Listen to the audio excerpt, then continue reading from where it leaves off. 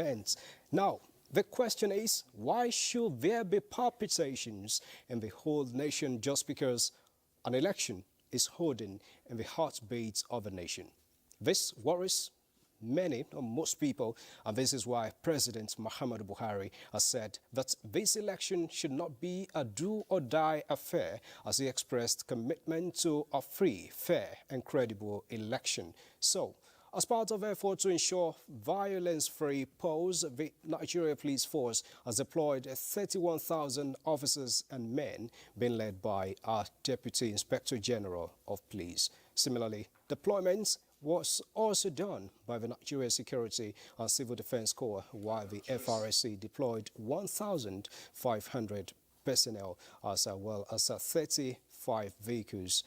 And again, to ensure a peaceful exercise, the National Peace Committee, headed by former head of state General Abdulsalami Abubakar, made the 14 candidates to sign a peace accord. This is in addition to the peace meeting convened by the Oba of Benin, Oba Eware II, on the need for a violence-free electoral process. Now, with less than a few hours to the commencement of this polls, INEC is concluding distribution of electoral materials to the various election centers.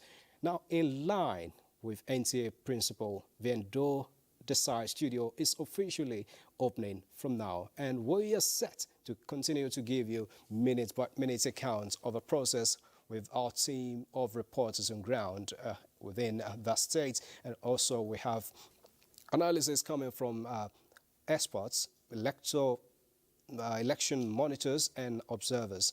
And because of the transmission, we will link with our studio in Benin. That's our Edo Desai studio in Benin. Welcome to this session of the program. I am Muspat and Wahad. Thanks a lot for joining us. We are reaching you on the network service of the NTA. And trust me, I'm not alone on this program. I'm going to have gentlemen to join me on the discussion. And one of them is Dr. Ernest Ereke, a political scientist, is sitting right beside me. Good to have you, Dr. Ereke. Good to be here. Thank you very much. So we also have a very familiar face on this channel too, Dr. Abdurrahman Abu Hamisu, a researcher and political analyst. Also, we're going to have join us a representative from the Independent National Electoral Commission, INEC, in the course of this program. But first, let's set the tune for this program. It was a rough takeoff after INEC announced September 19th for the conduct of the Edo governorship election. From internal party wranglings, cross-carpeting, or you call it defections, to violent attack. But in all of this, INEC is at the center as the umpire. We join Mia Ogidi, who reports on some of these efforts and INEC preparedness to set the pace for our discussion. Edo State, ancient in history, modern in outlook, headquarters of culture and tradition, are now the bay of political activities.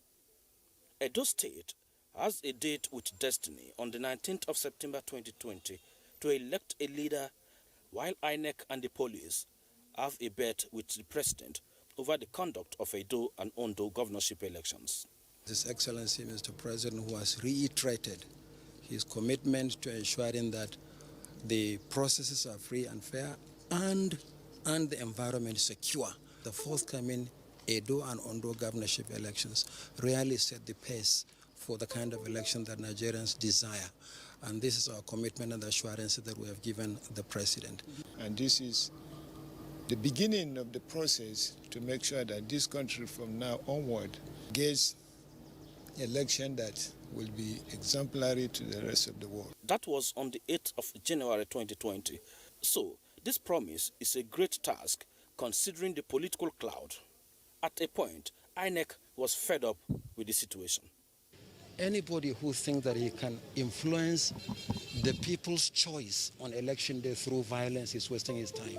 If there is violence, we'll simply withdraw and we'll see who will declare winner in that manner.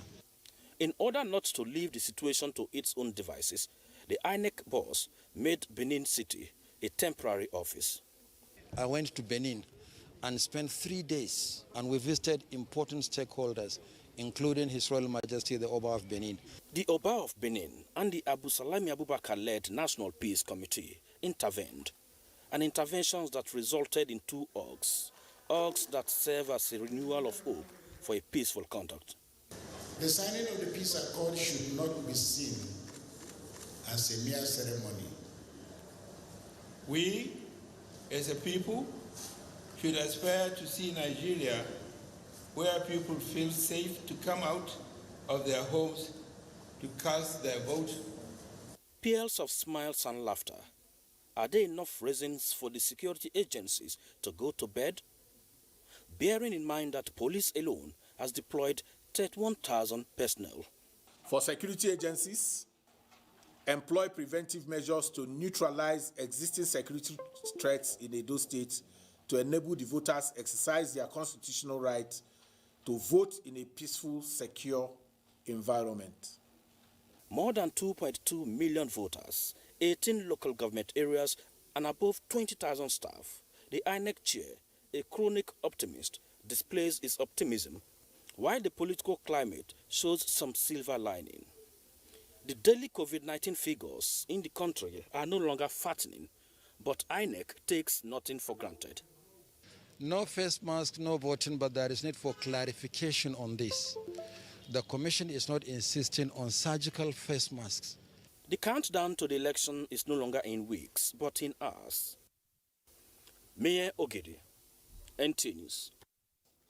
Thank you very much, Mie Ogidi, for that background report setting the tune for this conversation we'll be having around this election, what has been happening, what would happen, and what will be the outcome of this election. Now joining me again in the studio is the representative of the Independent National Electoral Commission, the person of the Chief Press Secretary to the INEC Chairman, Rotimi Oyekome. Thanks a lot for joining us. Thank you for having me. All right, I hope you guys are set for this process. Very set.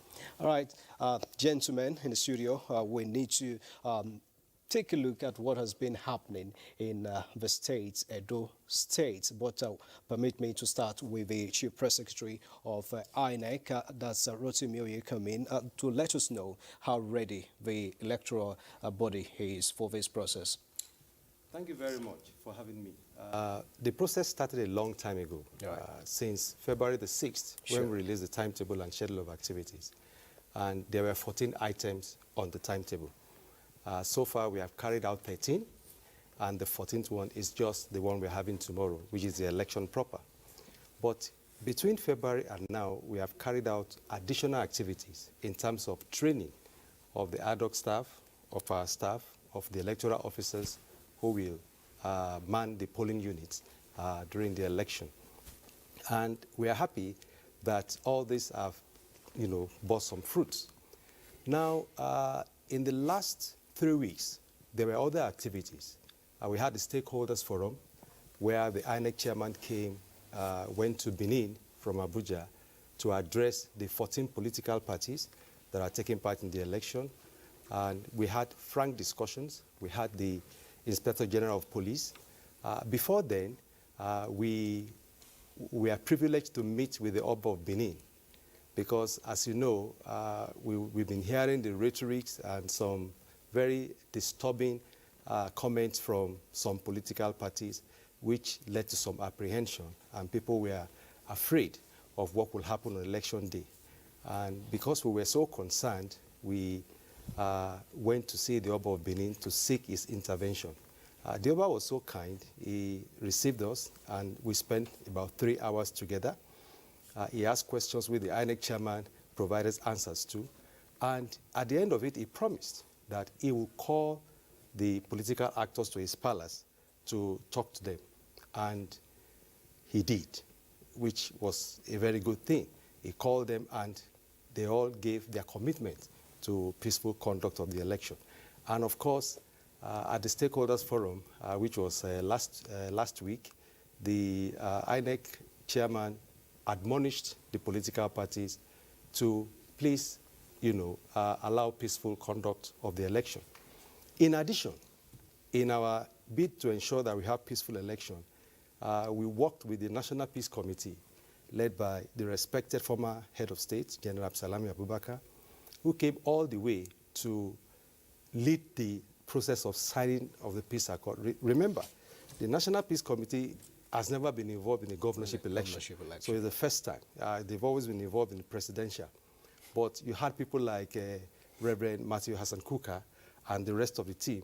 They came, and it was a very beautiful ceremony where the political actors came and signed the peace accord. So we are very happy about that. And the fears being expressed in several quarters may not come to pass as per violence. But as per INEC, only yesterday we started distributing the sensitive materials. It was beamed live. They were delivered to the central bank. All our electoral officers from the 18 local governments were there. The agents of political parties were there. The security agencies were there. Civil society organizations to witness how we were going to distribute.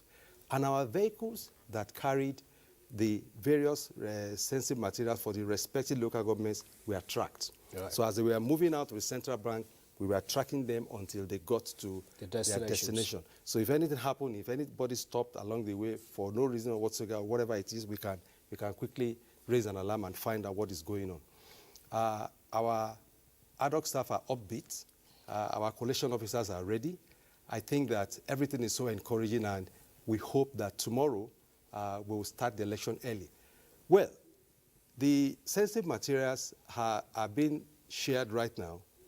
Everything is being put in place in the rack centers in all the 18 local governments. They're going to pass the night in this rack center. From the rack center, very early tomorrow morning, they deploy to the polling units. The polling unit will open at 8:30, and we hope that it will close by 2:30. However, every voter that is on the queue before 2:30 will be allowed to vote. Of course, this is a dynamic election. It is not a normal one. We are having this election, the first one in the context of the COVID-19 pandemic. There are protocols for voters to follow. For instance, each voter is expected to come to the polling unit with a face covering, not necessarily surgical mask. Okay. Come with a face covering, and there will be separate queues, 2 queues on the outer side and another one in the inner side, and the place will be clearly marked to ensure physical distancing. And of course, the smart card readers will be used. The permanent voter's card will be used. Every voter must come with his or her permanent voter's card. And for the physically challenged, there are arrangements. First, we have, for instance, people with visual impairment. We have braille guide for them to use. We have magnifying glasses for those living with albinism. And then we also have provisions for people on the wheelchair, on whatever it is that shows clearly that they are not like we all are, to move straight to the front of the queue. Visibly pregnant women, the elderly, are moved straight to the queue. And they're going to get considerations, right? They are going to get, yes. All right.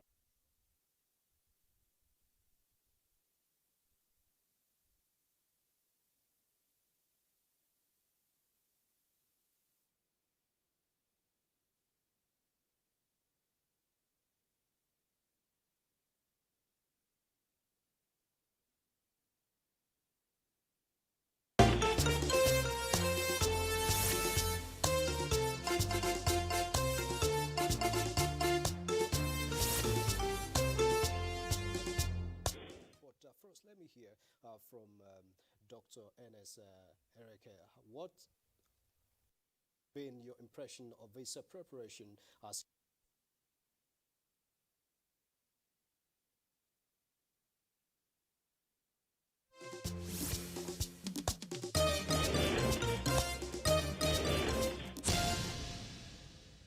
You can follow us on all our social media platforms: Facebook at NTA Network News, Instagram at NTA Network, Twitter at NTA News Now, YouTube at NTA News Online. Or visit www.nta.ng. For live streaming, visit www.nta.ng/live. Now, you can stay updated on the go, be it on your TV, iPhone, laptop, or iPad, or download the NTA mobile application from your Play Store or App Store. NTA, you can beat the rich. From dusk to dawn, 24 hours a day, NTA International is with you. In your living room, office, and everywhere, anywhere. We provide a company you desire in terms of balanced and up-to-date news, programs, and the best of entertainment.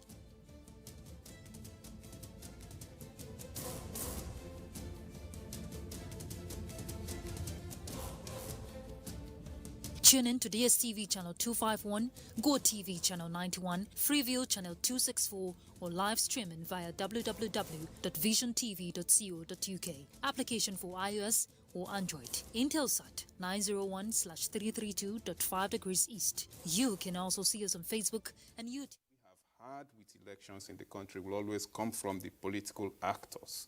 If you look at the campaigns of the major political parties, they have given scant regards to the fact that we have a pandemic currently ravaging the country.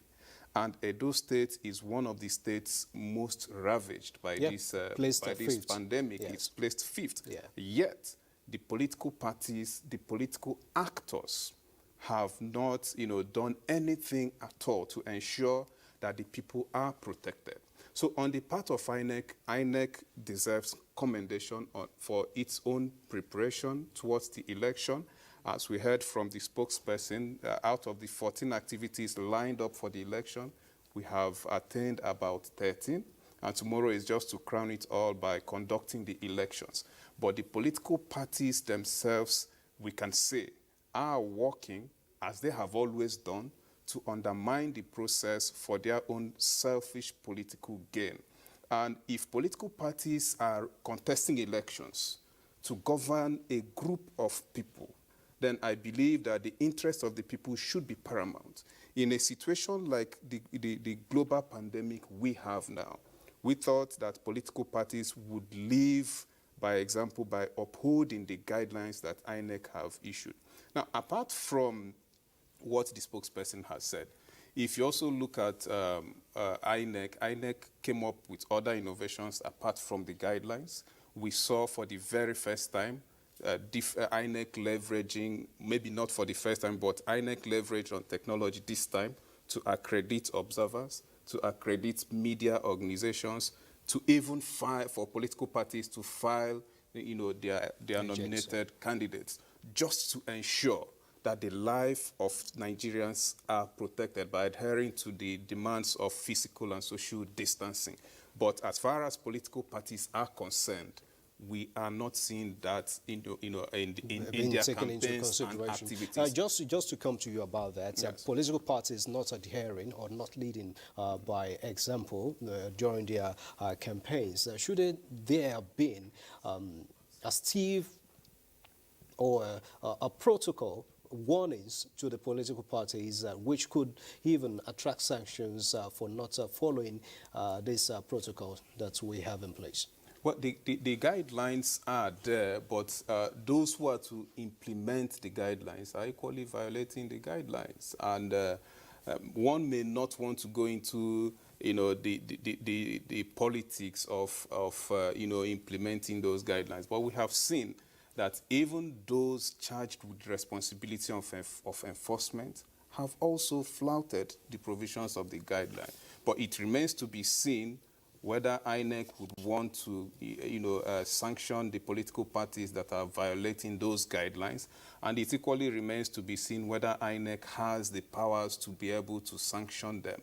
And that is why Nigerians keep calling for a reform of electoral laws so that the electoral body can have certain powers, to be able to prosecute offenders. As far as these electoral guidelines are concerned, they are part of our electoral rules. Yeah. And therefore, whoever violates it has committed electoral offense and should be brought to book. And so it is expected that political parties should ordinarily be sanctioned for flouting the guidelines that INEC has issued for for the election. Oh, and right. mind you, this is the first statewide election. Even though we had a by-election in Nasarawa State, yes. it is not as elaborate as what we are going to be having in Edo State. So I want to believe that political parties should be sanctioned for seriously violating, without giving any regard to the content of that guideline. Right. Dr. Abdurrahman Abu Hamisu, you've been following developments since the dates for this election was set. Now, what has been your own observation and the preparedness of INEC? Well, we've always said it on this platform. One of the things that I've seen in INEC is the problem-solving capacity of INEC. And what do I mean by that? I think after every election, INEC usually carry out post-mortem to find out things that work, things that are not working, things that needed to change, and things that needed to be improved upon. And that has kept INEC ahead of the political parties in terms of reforms that we want to see. And as I always said, the planning is not always the problem. The planning from Abuja are always perfect.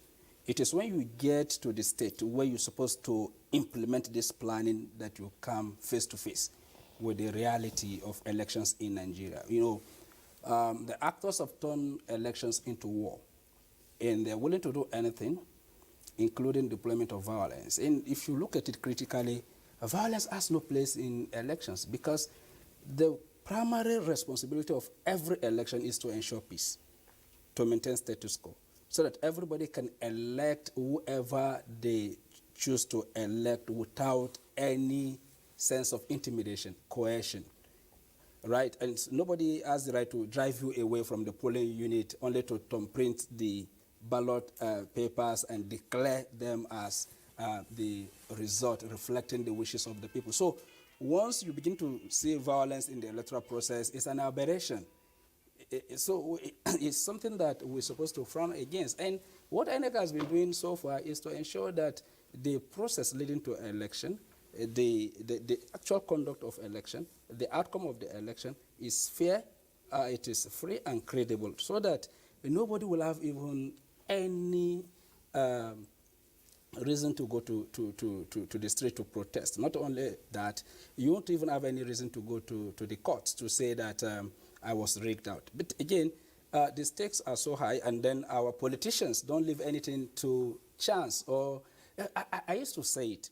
It is the disdain with which our politicians view the voters that make them feel that, okay, the voters are not supposed to decide.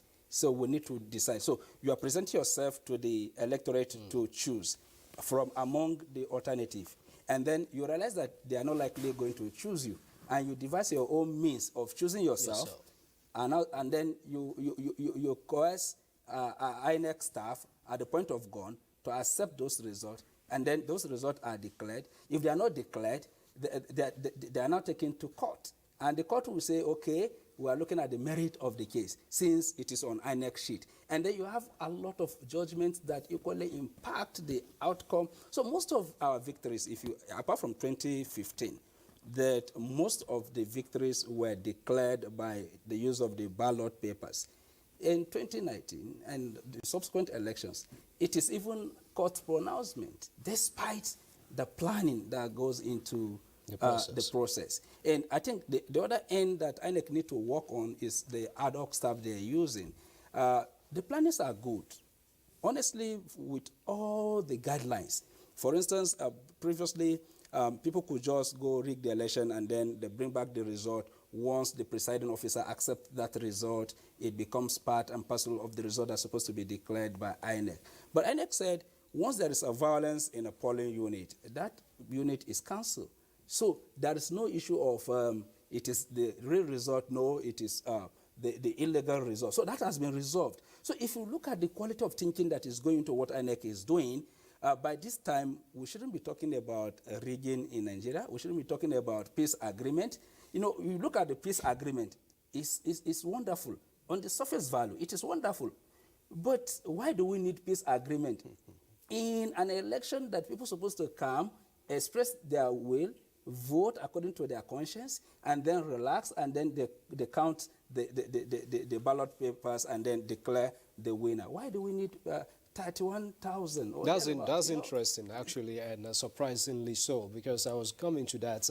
Why should it be vetted when it comes to Edo State? We have never had it this charged in that state in the previous elections we had in the states. But let's take a look at the positives here. Yes, we have tense atmosphere, anxiety here and there, but how has this talking about the effort of the National Peace Committee and not that of the Oba of Benin, how have these efforts prepare the ground for you to have the mind of going about your assignments without fear?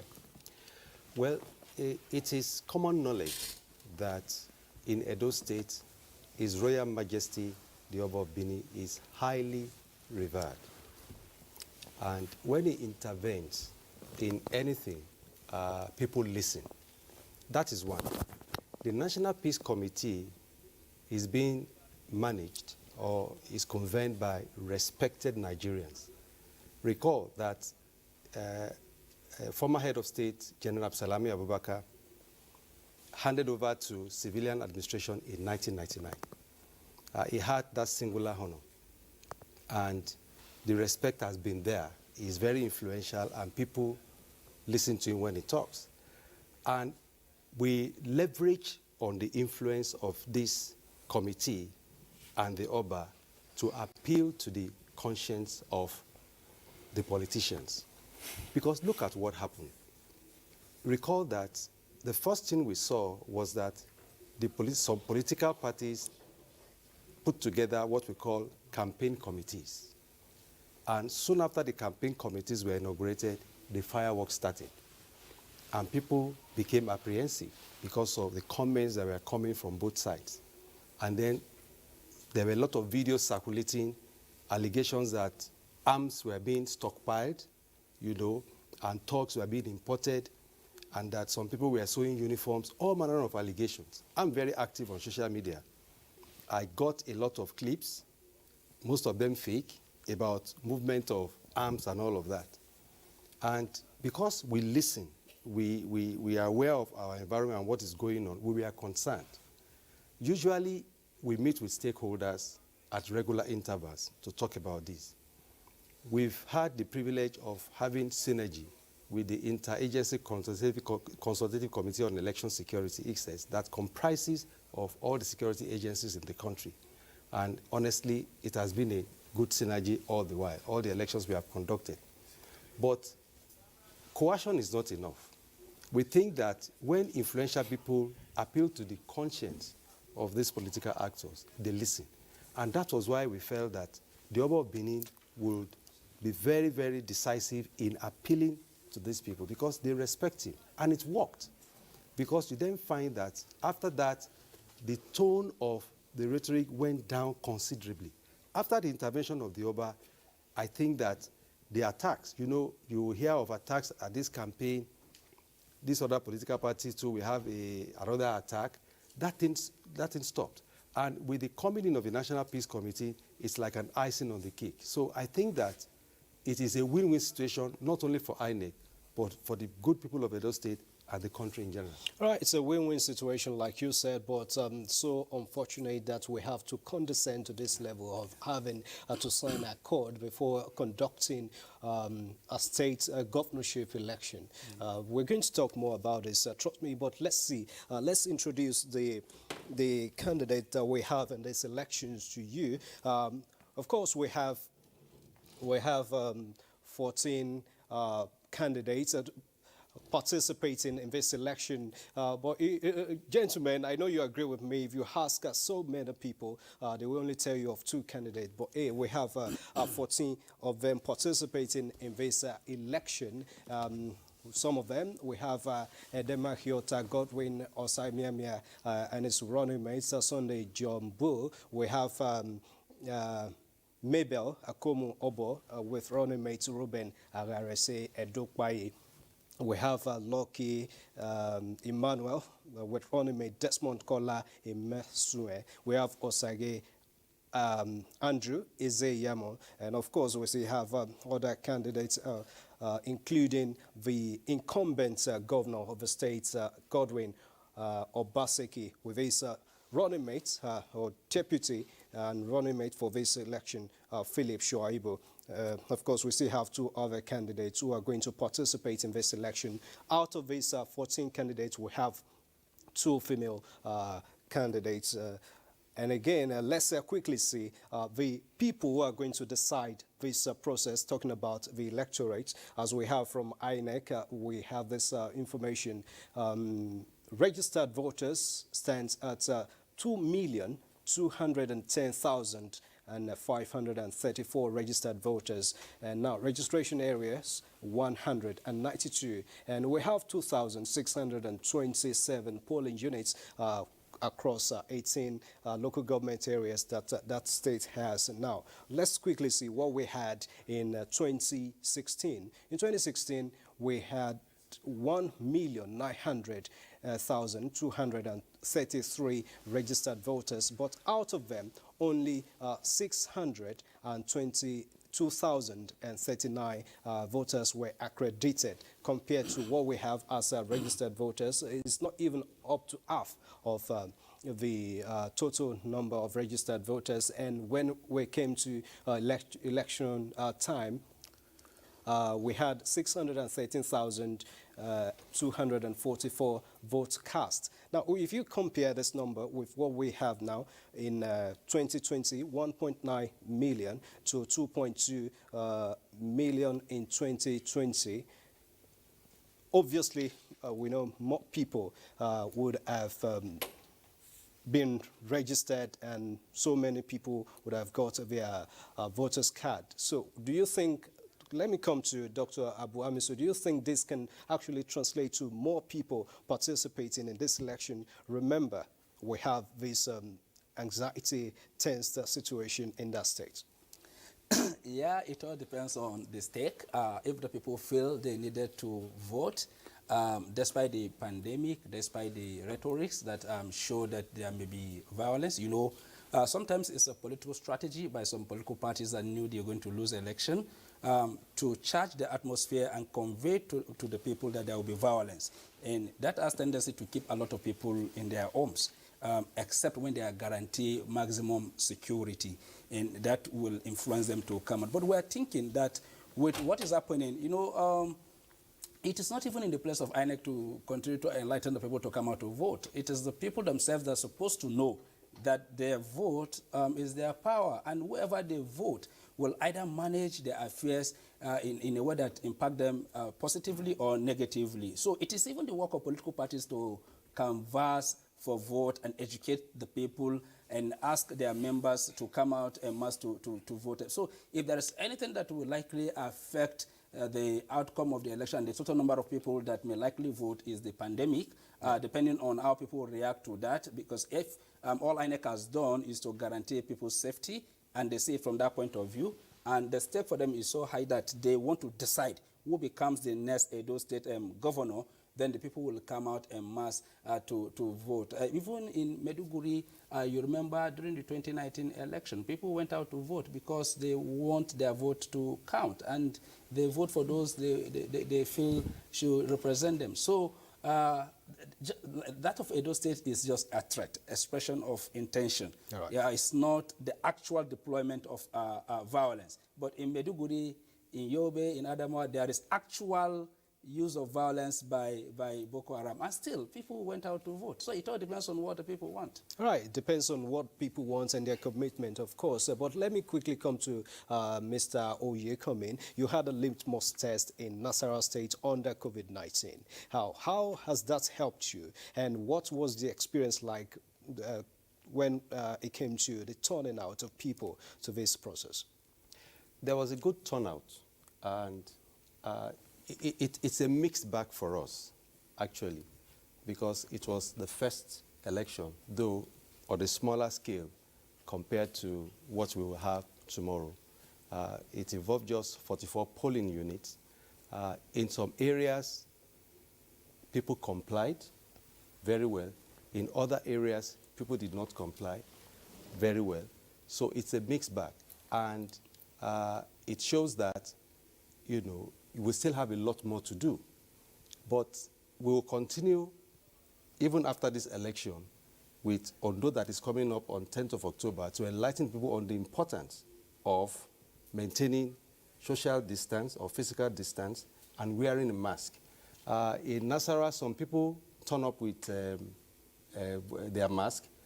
Some people did not, and we noticed some exchange of face masks among the people there, which wasn't good. But again, we'll continue to enlighten the people on the importance of observing the protocol. Because you want to vote and you don't wish to be infected by the coronavirus, and it's very important that those who are conducting the election in terms of the poll officials are safe, the observers that are around are safe, and the voters are safe. You don't constitute a threat to others, and others don't constitute a threat to you. But I think that we've done quite a lot of voter education for this election, and we are dealing with sophisticated people. The people of Edo State are sophisticated. They've been doing this for a long time, and they're all aware of what is going on, and we don't envisage any challenge as per COVID-19 protocol tomorrow when we open up the polls. Okay, that's interesting. Now, let me quickly come to Dr. Ereke. You have heard from him, and with the situation we have, how do you see people turning out for this process? We have 2.2 or more than 2.2 million registered voters. Yeah, I think I will equally use data. I'll speak to data available. The Yaga Africa Watching the Vote and Ngozi Okonjo-Iweala polls conducted pre-election assessment in Edo State in the run-up to the election. And maybe just to react to the comments of Abdurrahman that it is just mere threat of violence in Edo State. It is not mere threat of violence, going by recent studies that various observer groups have, released. One, according to Yaga Africa's Watching the Vote, 1 out of 10 respondents confirmed in Edo State, 1 out of 10 respondents in Edo State confirmed that they have been exposed to an act of violence in Edo State. 1 out of every 10 respondents. Now, however, the cheering news is that despite the fact that the environment is highly charged, according to this pre-election assessment of the Watching the Vote of Yaga Africa, about 71% out of the 2.2 million registered voters are willing and ready, confirmed that they will be turning out tomorrow to vote in that election. And when you look at that, in 2016, it was just about 32% turnout out of the 1.9 million registered voters. It means that INEC should be prepared to have a huge turnout of voters tomorrow. If the data coming out from observer groups is anything to go by, if we are to believe that data, that 71% of the registered 2.2 million voters will turn out, then that will be a very huge turnout. And it also presents another challenge. And then not only to INEC. Now, because the studies have confirmed that there is real threats of violence. And so it is not only INEC this time. INEC is just to conduct the election. But there has to be a secured environment for electoral officials, for electoral officers, and for the voters to be able to go out and vote, for the electoral officials to be able to even conduct the election, for the people to be able to go out confidently and vote, believing that as they leave their homes to go to the various polling units, that they will go back the same way they will leave their homes. And so when we see the police deploying about 31,000 of its personnel, it is not that the country is at war, but because politicians have reduced election to war. When we're talking about signing peace accords, that is an aberration in a democracy. Because when you talk about parties signing peace accords, you are talking about warring factions, warring groups coming together to say that we are committing, to lay down our arms and embrace peace, not for a democratic process of just the people deciding who will govern them. And so the security agencies must, especially because we're expecting that there will be a huge turnout, and especially because of the threats coming from the political gladiators in Edo State. They must be able, the security agencies must live up to expectation tomorrow. All right, that's the hope of everyone, because it's people have to be safe to participate in this process. I understand that we have our studio in Benin ready to join us, but quickly before we join Benin, let me ask the Chief Press Secretary of INEC Chairman, out of this figure that we have, 2.2 million, how many of them have you been able to distribute voters' cards to? Over 1.7 million PVCs. That's constituting what percentage?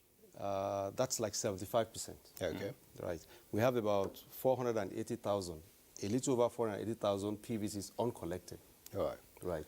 And of course, but for the COVID-19 pandemic, it will have been possible for INEC to distribute more of the PVCs, but of course, that could not happen because of the pandemic, unfortunately.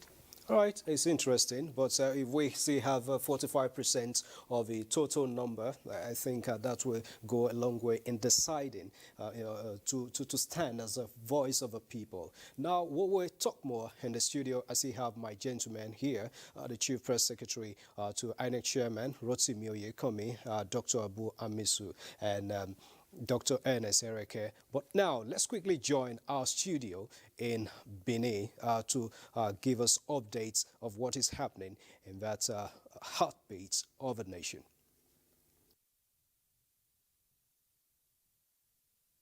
Thank you, Musbao. Indeed, the heartbeat. The sun sets in Edo State tonight is a herald. It gives way to the moon, which beams its silvery lights on the expectations of the people. By the time the sun returns tomorrow, it will unveil the bright reality of Decision Day.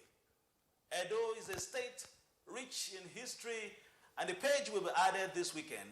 Earlier in the week, on Tuesday, the 15th of September, the world marked the International Day of Democracy, which provided an opportunity to review the state of democracy globally.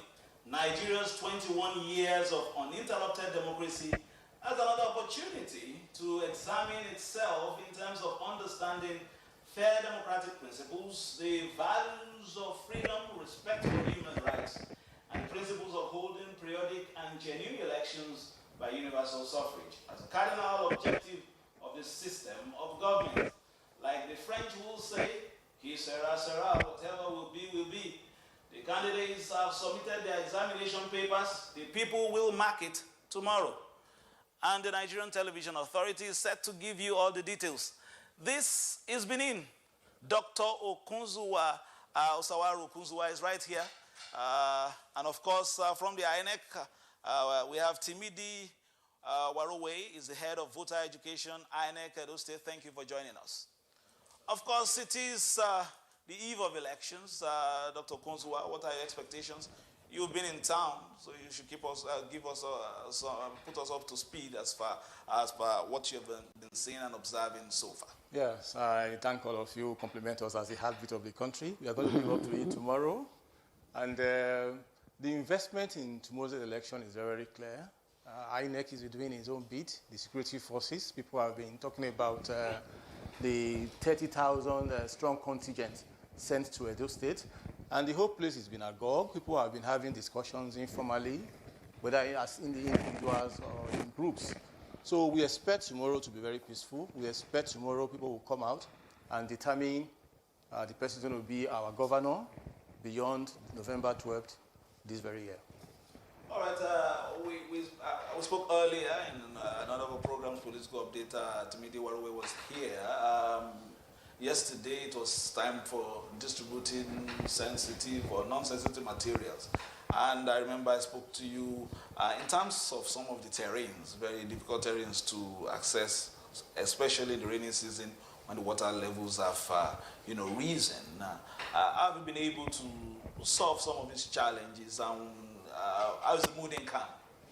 Well, so far so good. Like I said earlier, we like the difficult terrains, the riverine communities, apart from the INEC officers that are working in those local governments, our support staff that are coming from other states, there are also people that are used to riverine terrain, like some staff from Bayelsa and some, riverine states are supporting some staff, the workforce at is it Ovia South and Ovia, all those local governments within that range, So these are some of the, logistics arrangements we put in place, for those that are working in those areas, people that are already used to that kind of terrain to also go and support them. And then the ad hoc staff also, especially the presiding officers that are recruited, they are within that locality. Those that have been serving in those local governments. So they're already used to those local governments. They have been moving from their PPA, their place of primary assignment, and then also to the local government when they have one thing or the other to do at the local government offices. So they are also used to those environments. So they are operating within that locality. So it won't pose a big problem coming to do ad hoc, staff within that local government. So, and then the Edo North itself, the staff there are also posted within that locality. So they also know the environment, they've been used to those environments, and I think that that is not going to pose any problem to any of them. You just mentioned the issue of very huge deployment of police officers to monitor this, election. Will that not perhaps discourage instead of perhaps encourage? No, the contrary, it should encourage people to come out and vote. And I think in this very instance, the Nigerian state deserves a commendation. We believe now in democracy, and we'll do any investment to consolidate the state of democracy. So it should be a kind of assurance to voters across the state tomorrow that the Nigerian state is not going to be tolerant of any affront when it comes to violence. Just like the INEC chairman himself said, violence should be out of the equation when you are conducting an election. People should be able to determine who they want to confer the mandate on to govern. And that is actually the central question tomorrow. It is both moral and political. So 30,000 or even more, most welcome, so long as they are able to guarantee the space for people to come out unmolested while voting. This is a state, we know because of the at least intrepid nature of citizens that travel both locally and abroad. Have you seen perhaps a movement of people back into town to be a part of this process? Well, for my own random sampling, I didn't go all out to observe that before. I know some people have come from FCTs, or have come from neighboring states, and so on. And a few individuals have even come from countries well outside of Africa to support, especially those who are close to the candidates or those who believe in the candidates. So I think Edo will justify the confidence the nation has in it. We are going to be a pace setter. We will be exemplary tomorrow in terms of conducting the election under special conditions in view of the COVID and even under the very thick cloud of fear of violence. There won't be, I think that won't be justified tomorrow. Okay, let's try to look at some aspects of this election. It's Musbao in Abuja, alluded to some of this in terms of the features of this one, basically because of the social distancing thing.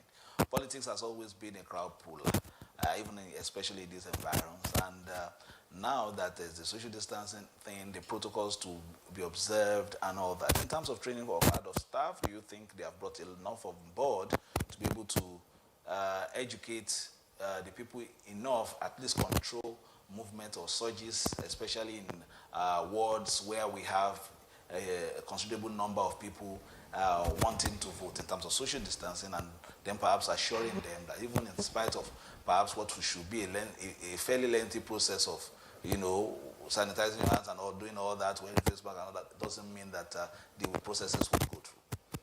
Oh, well, we've done our best in terms of educating the people, sensitizing the people on the COVID-19 protocols. I personally, when our posters came out sometime about a month or thereabout, I have taken some of these posters, especially the ones on the political parties and the political parties, the 14 political parties, and their logos and how they are going to thumbprint. I personally have taken some of these posters to some TV stations and demonstrated that.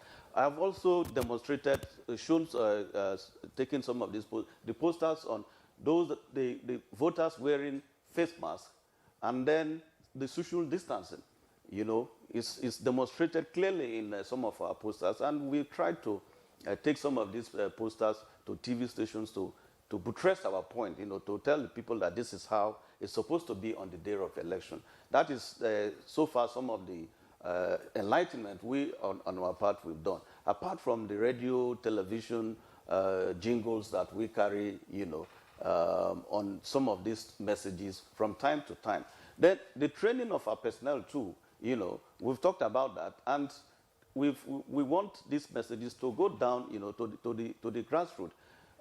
Some of these protocols, of course, from the training of the supervisory presiding officers to the training of the presiding officers and assistant presiding officers, some of these things were clearly mentioned to them, so that they, because they are the people on the day of election, they are the people that will be moving. The supervisory presiding officers will be moving from one polling unit to the other, while the presiding officer will man one polling unit. So we have trained them, enlightened them on some of these protocols and what they are supposed to do on the day of election. So we expect the voters to know, and we expect the voters to obey, you know, these protocols, because, like somebody said, it's for their own good.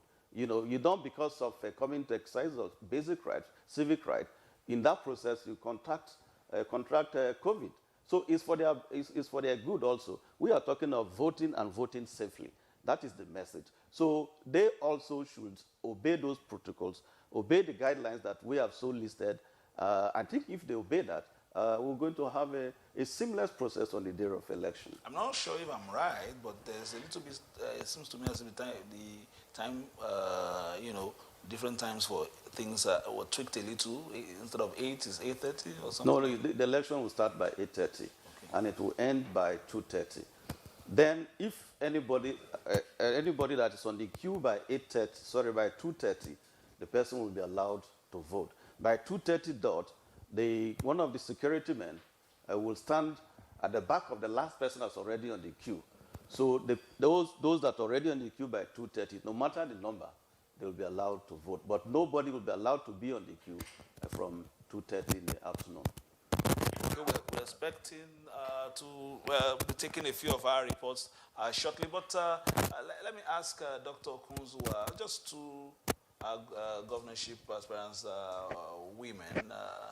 I was expecting perhaps to see a bit more, but we will be talking about that very shortly. How has it been in terms of sensitizing the people? This is a very politically active environment. Have you been excited about the tempo, or have you been distracted by the drums of war, so to speak? Well, I would rather talk about the very high level of arousal.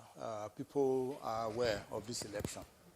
Either way, the drums of war, I have been very, very reluctant to admit that, because those who don't live here, of course, by this I'm not detracting from the efforts people have invested in precluding the violence in this election, but I don't really think things have been as dire as most people have portrayed them, especially those who don't live here. All right, let's look at the pictures from the town. Let's see, maybe perhaps we can take in a few the ambience in town while we speak over some of the issues and see exactly how Benin is at this time. If we get that Ring Road live pictures from Benin, of course, looking so calm. It is the eve of elections and people are getting ready. You can see live pictures from town as we speak in Benin. Very picturesque environment, I must say. And you know that the movement is there. People are just, as if just getting ready for D-Day tomorrow.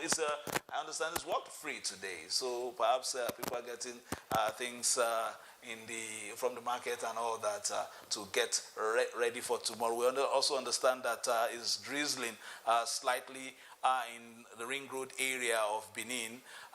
As you can see, right now we're giving you live pictures from the center of town. We may also be thinking of the issue of rain because we know that this is the season. Are you bringing that on board? Are you thinking about that as well in terms of the torrential rains we may be having also this weekend if some of the things we've been seeing in the course of the week persist? Well, rain is natural, but thank God, so far so good. We've not experienced any obstruction in terms of movement of men and material. From yesterday, in fact, the weather was very good, and that's why we're able to, distribute our materials to the local government yesterday. And even today, all our activities, we've not, we're getting reports from the local governments too. We've not had any interruption at any level, at any point in time because of rain. So we are hoping, we're still praying that even tomorrow, the day of election, we are praying that there should be no election. The rain, well, the elections are conducted within the premises of schools and school compounds and all that. So even that there is rain, of course, our officials and will be protected. But there is no tangible, no concrete thing to protect the voter itself on the day of election. So the voter will have to decide whether to also still be on the queue when it's raining or take some shelter somewhere and come back after the rain. But we pray that the weather that has been friendly will be extended to tomorrow so that there will be no rain. And if there is no rain, we'll also have a high voter turnout, and that will also help the process. So so far so good. That's where we are. All right, we showed you pictures of the center of town, live pictures from Oredo area. That's the popular Ring Road, of course. That's where the State Assembly is, of course, Antonio and State Assembly. Let's also hear, we're looking at other reports from across town.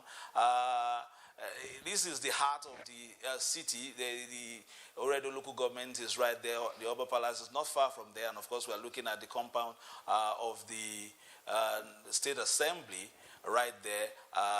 You can see the cars moving around. And of course, Sober Market is not so far. But we'll be going to of course, the Museum of Arts and Culture, where century-old artworks are displayed. It's right there as well. That's once you see that picture, you know very well that you are in Benin. Let's take another report because we understand it's a bit frantic in Benin ahead of election tomorrow, while patrol vehicles of security agents are crisscrossing the city. Ifeoma Okafor, as a general ambience of town, Ifeoma, can you give us an update?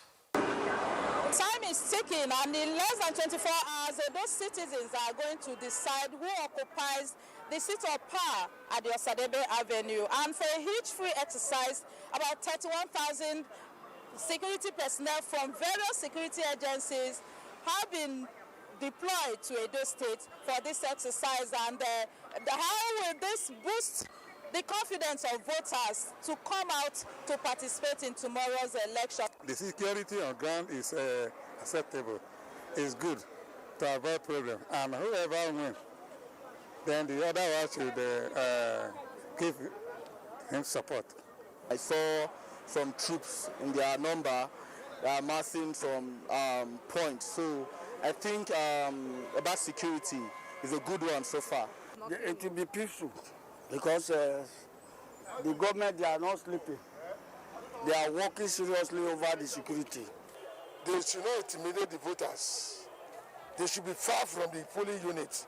This is the end of second junction by Abababa, and just like every other junction around the town, everywhere has gridlock, serious gridlock, and some individuals that are not traffic warders have taken it upon themselves to see that there is a free flow of traffic. And what I noticed today is that there's nowhere you will see any traffic warder anywhere. That's why people are, I think that's why they're breaking the traffic, and there's gridlock everywhere. But this particular motor now, make the clearer come up for you now. Which I also say the cause you to be that one. I don't understand why by this time no traffic warder will be on board here. Look at everywhere. By this motor have been here since morning. I passed here more than 2 or 3 times today. A hitch-free exercise is expected tomorrow. In Benin, Ifeoma Okafor, NTA News. Dr. Konzoa, last minute rush. Thank you very much, Informa, for that. Let me forget to thank you, sir, for that intervention. But that's last minute rush, naturally.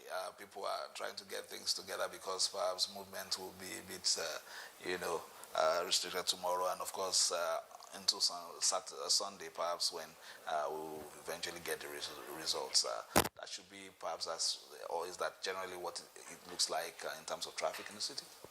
Well, I think it's not unusual if people are doing last-minute shopping in anticipation of some kind of lockdown. Because definitely, I think it's been announced there will be restriction of movement tomorrow. So it means people could not come out tomorrow for shopping and all that. So it's a weekend. So the traffic situation, I don't think it has any significance because most people have actually left the city in droves to their respective constituencies to enable them cast their votes tomorrow. And I'm sure that's why the state government deemed it fit to declare today a public holiday to enable most people return home because they don't have that freedom of movement tomorrow to do that. All right, let's join another reporter in another part of town. Obey, can you hear me? If you can hear me, yes. Okay, so go ahead, tell me exactly what is happening. If you can also get pictures of Obey right there. I think Obey is in New Benin area of Benin.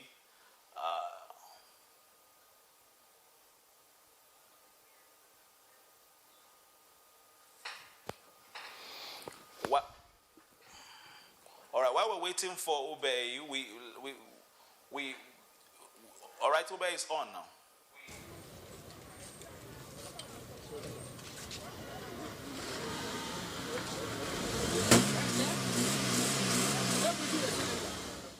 Okay, yes, I'm right here at New Benin. I'm right here at New Benin. I'm here. Mr. Ayo, I can hear you loud and clear. I am right here at yes, I am right here at New Benin, and the traffic situation is gradually winding down. It's not like it was earlier in the day where it was a chaotic situation.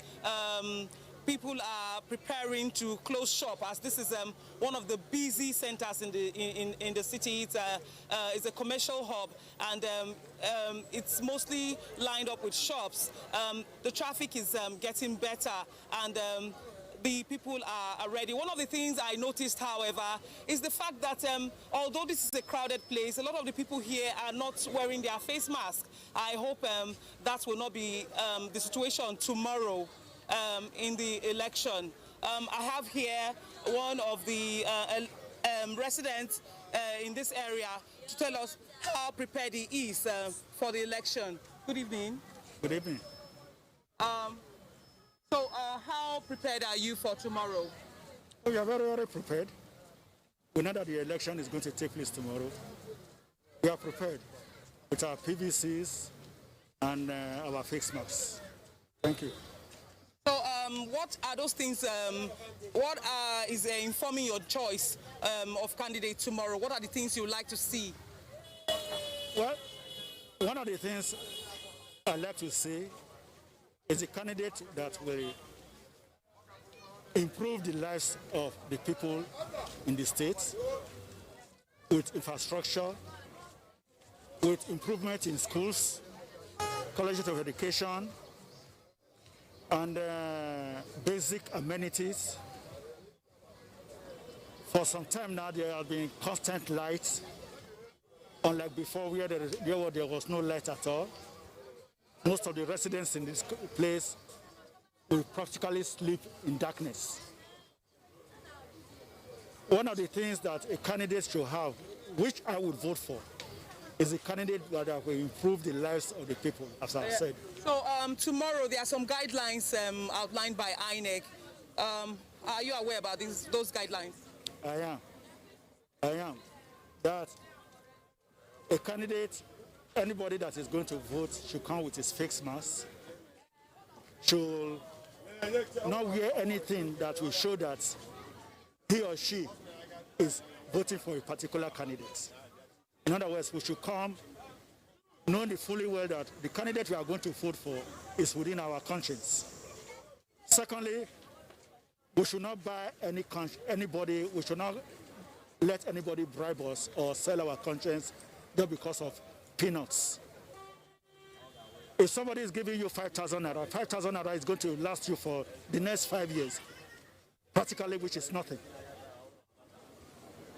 We should also know that we should keep distance as COVID-19 regulations. We should keep our distance at least 3 meters. We should wear our face masks. We should not come closer to anybody that is contaminated or whatever because of COVID-19. Thank you very much. Thank you very much. That is the situation here in New Benin. And let me also quickly mention that although it was a sunny day earlier, but the clouds are beginning to look a bit dark, which is an indication that we might be having rains shortly. But we are hoping for the best. And it's back to you in the studio, Fisayo. Thank you very much, Obey Presaira. That New Benin, of course, once you see what's behind her, you know that's a commercial hub right here in Benin. And apart from selling his wares, the respondent was pretty informed about what this would do. I saw the INEC president, Tibidi Warowe, smiling. That means that some of the sensitization you did worked, because it was very, very articulate in terms of what should be done on election day. Yes, yes. You know, I was smiling. I was seriously smiling because he has done his own bit of voter sensitization. You know, coming from a voter, you know, at that level, maybe a marketer or a trader, being so well informed and also using this platform to also educate others. I think it was a very good one. Of course, I won't do some level of praise singing, but coming from him, that also points to the fact that we've also done our civic, social, Western institution very well, and I hope that it has gone down to so many persons, and if they will obey, just as he is saying that he will obey some of these guidelines, he will obey these guidelines. If others will obey, I think we'll have a good election tomorrow. All right. When we look at all this ahead of the governorship election in Edo State, eligible voters have been traveling. I asked Dr. Okonzo about this earlier, but we have a report on this. Uduak Achibong spoke with some of the people at the motor parks, those coming home and then those going home, coming home from outside the state and going home to the interlands to vote.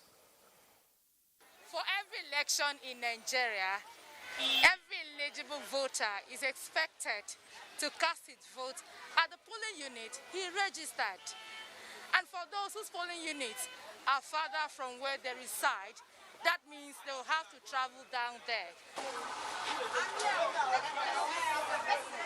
I am here at one of the parks in Benin City, and there are passengers on ground ready to move from Benin to other parts of the state, probably for election purpose or some other reasons. But let's find out. Sir, you are here in the park. Why are you traveling out of Benin? By the constitution, I'm supposed to exercise my franchise to vote. So that's why I'm going home, and I registered in Igara, in Akokwede local government area, in Unit 7, Ward 1, Igara, which is the headquarters of Akokwede. So that's how I'm going home. Thank you, sir. Yes. Yes. And I want to talk to another passenger to find out why she's equally traveling out of Benin today. Please, madam, can you tell us? Yes, I'm traveling from Benin to my hometown, just to, not for any other thing. I just want to go there and cast my vote. I want to vote. That is where I register. I'm going to Abuja to cast my vote there for the candidate of my choice. This is yet another park I am visiting in Benin City. And I still want to find out from passengers why they are traveling. I have one here with me.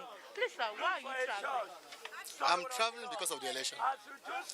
And I think it's the right thing to do right now. If you want a better society, we need to vote in a better government. And I think to vote a better government, everything comes with a price.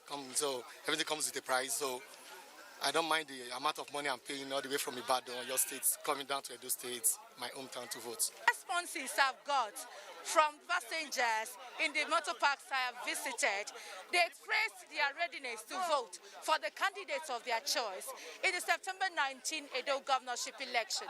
But they want adequate security to be provided for a peaceful process. It's back to the studios. Oduaka was a bit scared there. I thought you were about to enter one of the buses to just start going on, but I now checked the name. That should be Cross River, so you can definitely come back to the studio. But let's look at what has been happening. I just asked you that question, and Oduaka has been able to answer for us. People are eager to cast this vote. Some are coming in, and some are going home to make sure that they are part of the process. Yeah, sure. Just like we said a while ago, I think the atmosphere is more agog than apprehensive. And as we have seen here, even the sampling, listening to your reports, the level of awareness is very, very high. You're talking to a person who resides or trades around the New Benin market, and you have outlined the whole gamut of the protocol you have established for people's safety. You have talked to people who are traveling at their own expense. As far as Igara is probably one of the most distant locations from Benin City. So if somebody is going that far, it's probably a huge amount of money in Spain during this period just to go and cast his vote. So I think those who call us heartbeat may not be disappointed tomorrow. I will repeat that. And they will not be disappointed tomorrow. The level of consciousness is very high. And historically, I think that there is really nothing new there, because that's where we have always been. This is the state Nahoro and his like are from, Anthony Nahoro, I mean. And we have been a kind of source of light to the entire country. So tomorrow, I'm sure Edo will also donate a new model to the country about how to conduct elections. When you're talking about Igara, you'll be talking about Somorika just behind it, where you climb the hills just to make sure you exercise your franchise. Oh, yeah. Another reporter is standing by. Austin is right in a town that's towards Agbo Road, Ramat Park area of the state. That's moving towards the Delta end of it. That's the road to Asaba. Austin, if you are listening to me, can you give us an update of what is happening in your area, especially in terms of the general movement of people there and perhaps even the security situation around there? Austin?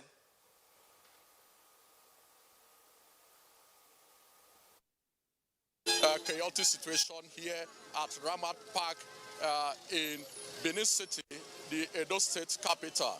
Of course, it has been to the build-up of the Edo 2020 general governorship election, of which is coming up tomorrow. As you can see, there is intense vehicular and human traffic here in this area, and the reasons are not far-fetched.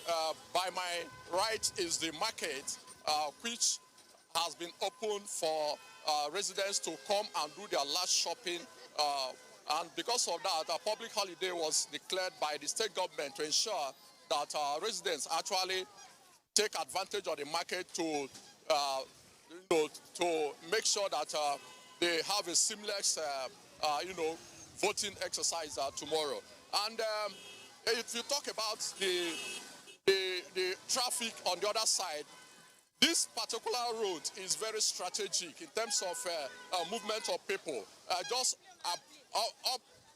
the uppermost part of the town is the road leading to Hello. Okay. Okay.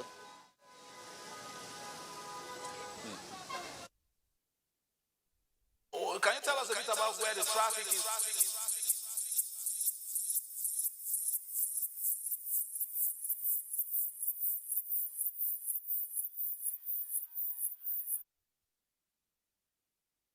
The election tomorrow, so you expect more people, influx of people coming in from the Delta Axis, and some people that are also moving towards Auchi Axis, going to Kogi or Abuja, in order to beat the curfew which has been placed starting from 11:59 p.m. today to Saturday. So from you in the course of the day. But quickly back to the studio, gentlemen. We still have Dr.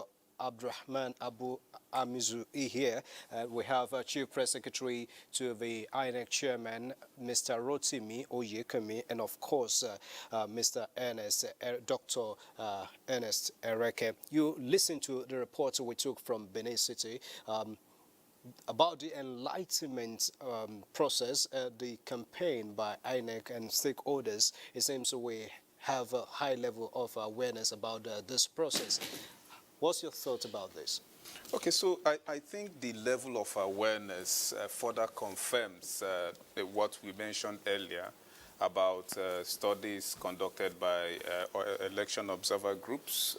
I mentioned the Yaga Africa Watching the Vote program, alongside the Ngozi Okonjo-Iweala poll, which has predicted that we are likely to have 71% turnout of voters tomorrow.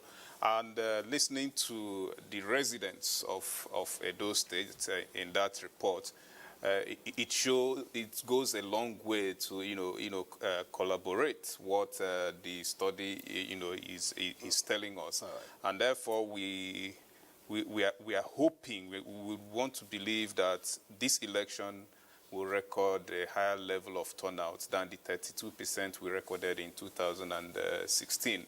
And it is also heartwarming because some studies also tried to allude to the fact that INEC did not do enough, to publicize the guidelines for voting in COVID-19 period.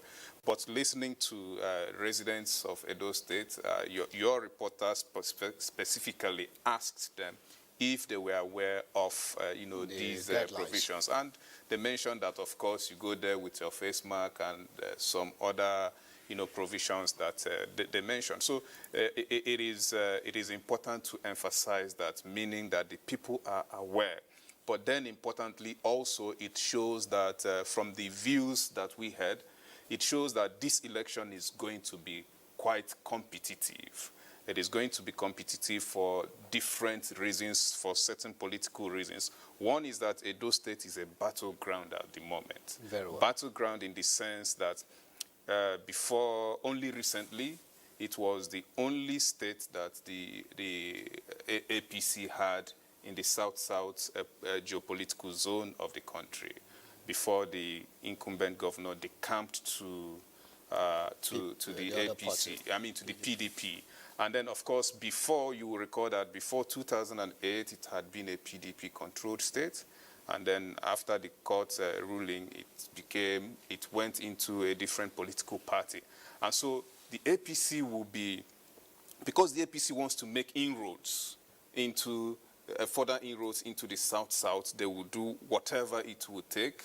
Of course, we hope that it will be within the ambits of the law, to make sure that they reclaim the state. Then, on the other hand, it's also a battleground because the PDP would want to keep hold of that state, having lost it in 2008, and therefore they would want to, maintain, the hold they have now on that on that state. So that is one of the reasons why it will be competitive. It will equally be competitive again because, of course, of the widely known, acrimony between the incumbent governor and his erstwhile political ally, the former national chairman of the APC. So it will be competitive to that extent. Of course, there will be other political considerations that will go into making that election competitive. But then for us as a people, it is a very important election for us as a nation, especially because it will be giving us the opportunity to find out if INEC can conduct election within an emergency like we have within the COVID-19 period. And then importantly also because INEC is beginning to leverage technology like we mentioned earlier. And then of course something very important that INEC is doing is the election viewing portal that has been created. Just to make sure, and why I'm excited about these innovations from INEC is that INEC is more interested in not only preserving our democracy, but the lives of the people. Whereas the politicians who ultimately will benefit from some of these things are not interested, neither are they interested in preserving democracy, nor are they interested in protecting, preserving the lives of the people they want to govern. In fact, again, I will also refer to another study which has suggested that after this election, as a result of the fact that political parties and politicians are not, adhering to the guidelines, that there will be a spike of COVID-19 cases in Edo State, simply because politicians are not interested in protecting those they want to govern. And so while we talk about INEC improving and, taking on to certain innovations just to preserve democracy and protect the people, we must also continue to talk about politicians and political parties who have continued to undermine democracy and, of course, pay little attention to the lives of the people they would want to govern. All right, thank you very much, Dr. Ereke. And it's interesting the perspectives you're bringing in, talking about the competitiveness of this election. We're going to talk more about that in the course of this program. But let's see the commitment, the level of commitment coming from the electorate in Edo State. People traveling from the center of the city to other parts of the state and coming in as well at their own expense, like the professor in our Benin studio mentioned, Dr. Abdurrahman. What do you think has led to this? Does it mean people are now more sensitized, they're more conscious of who becomes their leader? Yeah, I think that should be the explanation. Don't forget the fact that before 2008, Edo State was a traditional PDP state, as Enes pointed out. But from 2008, after the court verdict that declared Adams Oshiomhole as the winner, Edo State went to ACN. Yeah. And since then, we had taken steps to reposition Edo State, which the people key into. And despite the mass of campaign to get him out of office, he was able to retain his seat, and he completed his 8 years, 2 terms. And arising from what he was able to do in Edo State, I think that was why the people trusted him, and he was able to bring Obaseki to replace himself. And then Obaseki too continue in that direction within the same party until they fell apart. So for me, Adams Oshiomhole is on trial in Edo State for several reasons. The political brotherhood he has created is on trial too, because if you know what happened, he used to say that whatever he has achieved in Edo State, it was with the help of Obaseki. And it was the confidence that reposed in him that translates to political goodwill for Obaseki. And now Obaseki has been forced out of the party. So it is more or less like Adams Oshiomhole versus Adams Oshiomhole in a way. Because these are people. Well, we cannot prove that anybody forced Obaseki out of the party. He left the party. Okay, if you want to use that word, he left the party. Yeah. But in a normal situation, and what we've seen in Nigeria, there is this right to first refusal when an incumbent is in office. And then once that has not been considered, he has not been offered that very particular gesture to say, you have right to recontest until you said you are not contesting. We will really explain that to mean being forced out of the party, because we know how things play out when he participated in the screening exercise yes. of the party, and it was screened out based Yes. on some criteria that the party sets. Yes. But we're not. Well, but those issues were there. Didn't he contest the election the previous time? When did they discover all of those issues that they brought against him? Was it something new? So let us just leave that. But the issue there is that he left the party. Whether he's forced out, just the way he said, or he decided to leave the party. But he contested election, and the party gave him the nomination form. He filled the nomination form, he was screened. Were all of these things not discovered during that very particular period? Was it discovered later on? And if it was discovered later on, where did they write petition to? Was it to INEC, to DSS, to anybody to say, okay, the candidate who presented in an election, this is what we found against him? Not until when he fell out with the national chairman, and all of these things came on. So we should call a spade if we want to deepen our democracy. And that is why the atmosphere in Edo State is tensed. It is tensed because it is a fight between people that have worked together, that want to show force, that I am in charge or that you are in charge. And that is why the violence is beginning to cripple. But in a normal election situation, what is required is for people to canvass for vote, for people to go about and then ask people to vote based on their programs or what they've achieved or what they intend to achieve if they are voted into power. And then the issue of thuggery, the issue of violence will be minimal.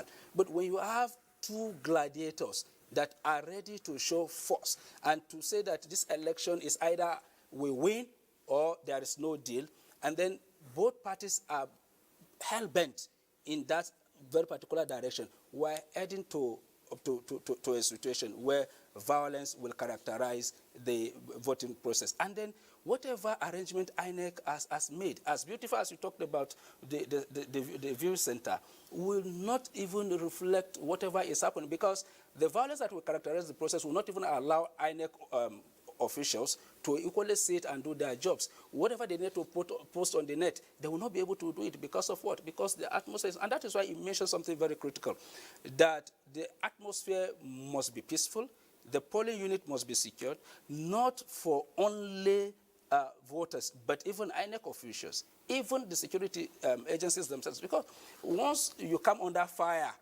as a police officer, then you are destabilized already. What you want to do is to take a cover. So what more of the voters that have come to vote? What about the INEC officials that have come? And even when conscientizing observers, the watchword has always been, be safe, because it is only those that are alive that tell the story of how elections were rigged or not rigged. So the preparation is okay. The entire atmosphere, well, is tense, as is said, and the number of people that are willing to vote will only confirm the actual number of voters after the election. But the mood is really set, and people are going on their own violation, and then they are going to vote because they believe that they need to decide who will come and govern or misgovern them, as the case may be. But the most important thing is there must be a level playing ground for everybody to vote so that nobody is intimidated. And at the end of the day, even if the person come and mismanage the state, you would be able to say, well, we voted him in, we are going to change him, and the person will be changed. But if elections are decided by gun and through other means, then it will not reflect the wishes of the people. Exactly. And if it doesn't reflect the wishes of the people, bad governance will continue to thrive. And that is what we want to really get rid of. That is not democracy. That is not democracy. All right, I understand that our studio in Benin is set to join us. But before we join Benin, Dr. Ernest Ereke will be leaving us very soon. But you may want to give your closing thoughts before you leave. Yes, it will just be to admonish the voters in Edo State tomorrow, just to let them know that they deserve good governance, and they have listened to all the 14 candidates contesting this election, and therefore they should look for that candidate who will give them the best that they deserve, and to let them know that the votes they will be casting tomorrow will translate to good health care, to good roads, to education, to all the goodies that they would want. That same vote tomorrow could translate into insecurity, could translate into dilapidated roads, could translate into illiteracy. And so there are two choices before them. Yes, Either they elect good governance from amongst the 14 candidates, or they elect bad governance. And so it is up to them. And also to admonish that it is an election, it is not a warfare. But particularly our security agencies should be up, and doing tomorrow, because like we have re-emphasized, we are expecting a huge turnout. And if the 31,000 policemen, if the about 13,000 civil defense personnel that have been deployed there will conduct themselves professionally in the interest of the nation and the people of Edo State, then I want to believe that tomorrow we will have a very competitive election and a very good election, in Edo State tomorrow. And we can only wish the people the very best tomorrow. Dr. Ernest Ereke, thank you very much. And now quickly, I understand that Mr. Rotimi Oyekami will also be leaving us soon. Let's hear from you. It seems that all is set in the heartbeat of the nation, and we hope that this palpitation will not be the case tomorrow, and the outcome as well. Well, there's only one message INEC has for the people of Edo State, and that is that their votes will count. INEC is not a political party. We are not interested in any candidate. We are not interested in any political party. We are not even interested in the outcome. Our interest is to ensure that the process is credible, free, and fair. And our duty is to provide a level playing field. So we are assuring them, the INEC chairman, Professor Mahmoud Yakubu, has assured the voters time and again that only their votes will count. And we have said it. We are not going to tolerate an invasion of our polling units. We are not going to tolerate kidnapping of our collation officer or returning officer. We have powers within the law to deal with situations like that, and bad behavior will not be rewarded. But more importantly, our resolve is that the votes that will be cast tomorrow will determine the winner, and we will present them just as they have been done.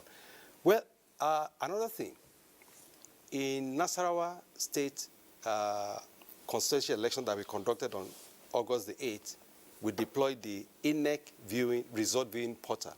Okay. That will be deployed tomorrow. It's our efforts to deepen transparency and technology. What does this mean? Each of the 2,627 polling units, the results of each of them will be posted to that portal. Nigerians are encouraged, if they haven't done so, to register on the portal. What you require is just your email address, and then you follow the process, and then you also have your unique password. So Nigerians, not only here in this country, whether in North Korea or Australia or United States, once you are registered, you are logged on. In the afternoon after the close of poll, you check regularly. As the portal is updated, you will start seeing the results of the polling unit. We deployed in Nasarawa, where all the results of the 44 polling units are there. And the good thing is that the results will be there forever. Nobody's going to remove them.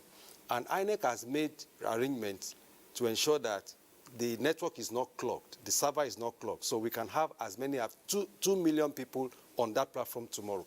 So it's going to be a great experience. It presents a lot of opportunities, and I want everybody to take advantage of that. All right, we wish INEC a good outing tomorrow, and of course we still have a lot to talk about this process, and we believe that we'll continue to have representatives from INEC as we continue to give people blow-by-blow account of this process. So thank you very much, Mr. Rotimi. Thank you for having me. For coming in. And of course, Dr. Ernest Ekere, we appreciate your perspective and time. Thank you very much. All right, Benin will soon be joining Benin City, but let me come to Dr. Abdurrahman Abu Hamisu, who is still sitting in the studio with me before we join Benin City. We have seen the commitments from the Electorate. What do you think should also be the contribution of the politicians in this? Because in most cases, what we have is inducements. People who are not necessarily ready to do something onwards get induced, and what do you see? People compromising the standard. Well, so far so good from what has been happening in the past elections, and the current one that we're about to witness is the commitment on the part of politicians and the political parties to play by the rules. The rules are there, the guidelines are there. INEC has done a lot in terms of ensuring that the process is fair, free, and credible. But again, because the politicians are always determined to get their own way, to do things their own way, and to win at all costs using all means available, they try as much as possible to abuse the process, not even inducing the voters. Even INEC officials are also targeted by the politicians. And that has posed a very serious threat to most of the innovative ideas that INEC is bringing to bear on the process. So minus inducement, minus corrupting the process in other antics of the politicians, with INEC preparations and what the INEC has brought to bear on the electoral process, nobody will doubt the integrity of INEC and the credibility of the process. But because we live in Nigeria, and Nigeria is a place that corruption thrives, and then people capitalize on the poverty of the people that are to supervise the process and equally implement most of the decisions of INEC, you find compromises here and there. I want to point to the fact that we are living witnesses to the total number of security personnel that are often deployed for elections. But despite this deployment, you find pockets of violence as well as killings on the day of the election.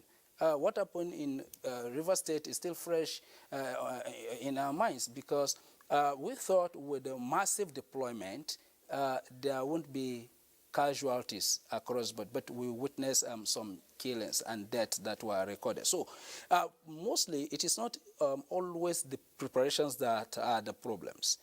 Preparations are things that don't react in a way, because you plan, this is how we're going to proceed, and you put all the processes in motion, the structure, and then the manpower need. Now, the problem always comes as a result of the human being that's supposed to do the implementation, that's supposed to actually do the delivery of what has been put in place. So, significantly, the other element that we are not able to deal with is the human element in elections in Nigeria. And it is because most of us are vulnerable, from the security personnel that are deployed to the ad hoc staff that INEC is going to deploy, to some of the electoral officials, to even voters themselves. So our politicians understand the level of our vulnerability. So INEC will do the planning. The security personnel will do their mapping. They will do all the security analysis and deploy massively. I'm thinking by the time we deploy 31,000 personnel, it was going to take care of insecurity and threat of violence that may likely pervade the entire process. But again, these politicians understood this, and they play their last card by, one, using money to induce from INEC ad hoc staff to even security personnel and other electoral stakeholders that's supposed to hold them accountable. And that is why no matter the beautiful planning, no matter the sophistication of the technology INEC was going to put in place, they always try to break the code, because the stakes are high as far as they're concerned, and they are not ready to lose election. In fact, there is a particular dictum within the political cycle: rig and be taken to court rather than be rigged out and going to court. So this is one of the mentalities our politicians have in this country, and that is why in a week to election, you will see a massive movement of cash. You will see massive movement of items that are meant to induce the people. And even we on the day hope of that election. will not be the case tomorrow. Yeah, because I think EFCC had directed all the banks to be watchful about withdrawals and who is coming to take money from the bank, and then watch the process carefully. So Edo State election is a litmus test of what we are supposed to see going forward from now to 2023. Because whatever happens now will be a template to guide us to see the trend that we may likely continue to witness from Edo to Ondo and those elections that will come before 2023. Yeah, so we hope that it will be a good template that will assist us to improve on the process and ensure that we will not need peace committee to ensure that elections are free or fair, or that we don't need an Oba or an Emir. Because as I said earlier on, by the time you find violence in election is an aberration. In fact, election is supposed to solve the problem of violence. It was because people tend to connive and conspire against the monarch by assassinating or through rioting. That is why democracy was evolved, and election is being used as a platform to ensure that people are changed peacefully without fisticuff, without any harm, without any fighting. But in Nigeria, in fact, the fact that there is an election, that is why there is violence. Violence cannot coexist with election. All right, Dr. Abu Hamis, I really appreciate your perspective so far. And we're still hoping to link up with our studio in Benin in the course of a program as we're able to establish that link. We'll join them very soon. But just joining us in the studio here in Abuja is the Director Voter Education and Publicity of the Independent National Electoral Commission, INEC, Mr. Naked Dazang, who is right here with us. Thanks for your time.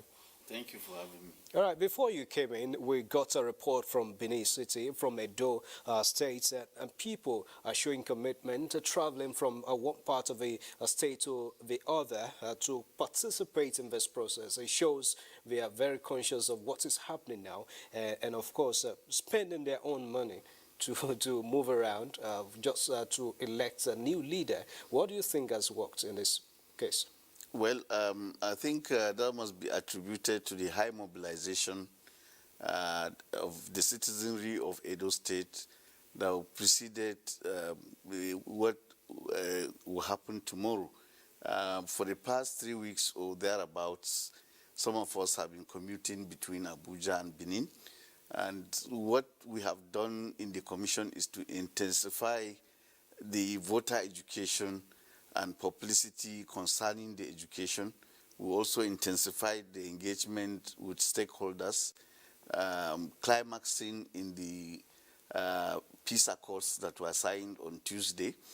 And the politicians too on their own had been mobilizing the citizenry. And of course, the election in Edo has aroused more than casual interest, you know, because even citizens of Edo in diaspora have also weighed in, you know, by way of insisting that the elections must be conducted in a rancor-free atmosphere. So there's a lot of interest in the election by Nigerians, by citizens of Edo State, by members of the international community who are observing the conduct of these elections and who have also helped one way or the other in funding the electoral process. So it is not surprising to me that citizens of Edo State are crisscrossing the state, going to their respective locales where they will now vote tomorrow.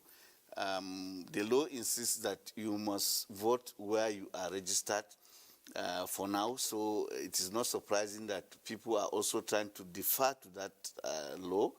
And also don't forget that by 11:59 p.m. there will be no movement. So people are trying to beat that deadline to be, they want to be located where they registered and where they will cast their votes tomorrow. So a combination of these factors, I think, are responsible for what we are seeing. And that speaks to, like I said, the quantum of voter education and publicity, the mobilization, and so on. You know, in spite of COVID-19, the INEC chairman made more than 2 sorties to Edo. The first time when we engaged the media and made a tour of the commission, he was represented by the national chairman, the chairman in charge of Information and Voter Committee. And we engaged with the media, did a tour of the media houses, and came back. Then we went back again, engaged with members of the Interagency Committee on Election Security at the level of the state. And this is something unprecedented in the sense that the chairman co-chairs that committee at the federal level with the chief security advisor. But because some 4 weeks ago, the level of incendiary rhetoric and violence had reached a proportion where even on our own part as a commission, we threatened that if it continued to postpone the election, we nonetheless, continued to engage. And we went back, engaged with the Interagency Consultative Committee on Election Security. We engaged with traditional rulers, particularly the Oba of Benin, who gave us robust and muscular support, and immediately summoned some of the gladiators and chastised them for their untoward conduct. And he followed up again with another invitation to the same persons and rebuked them and insisted that they must comport themselves decently. That was actually necessary to elicit their commitment to peace. And of course, we have also mentioned that the contributions of the National Peace Committee. We're going to talk more about that in the course of the program, but we understand now that our Benin studio is set to join us again, and Fisayo Gunfuyisi has his guest in the studio. Fisayo, tell us what's new there.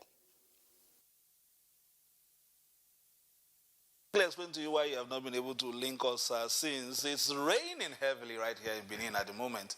Of course, perhaps that's why people were rushing earlier in those reports we gave to you to get their, food stuff and all that for the weekend. These very heavy rains right here in Benin. Dr. Konzuwa, very quickly, because let's make use of this time very quickly. What are your expectations for tomorrow? We've spoken about the maturity of indigenes of the state in terms of their political maturity, the kind of choices they'll make, in terms of their sophistication, understanding issues. This is the state of the Ogbemudias, the Ambroselis, the Tony Naros, as you said earlier. So what are your expectations tomorrow in terms of the conduct, in terms of the people themselves, and in terms of logistics from the umpire as well as security operatives? Well, for the umpire, they have given their own commitment, and we do hope they will live up to it. For the people, just like you have mentioned, these heavyweights who compose, who represent a very high presence in Nigerian political history, the Nauros and the rest of them, there is a very high level of consciousness here politically in Edo State. And tomorrow I expect a very huge turnout. People will be very bold in expressing themselves, in voting their conscience.